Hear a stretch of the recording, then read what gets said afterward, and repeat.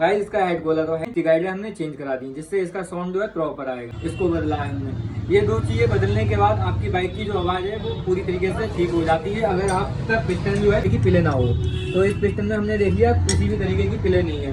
अगर आपकी वाल भी ठीक है और आपकी गाइडें भी ठीक है और आपकी हाइड्रोलिक भी चेक कर लें ऐसे दबा के पुश करके, अगर हाइड्रोलिक भी ठीक है, उसके बाद भी अगर आपकी बाइक में आवाज है तो एक बार इसका ऑयल पंप जरूर चेंज करें, क्योंकि ऑयल पंप से भी साउंड पर बहुत फर्क पड़ता है। वीडियो को लाइक करें, शेयर करें, हमें सब्सक्राइब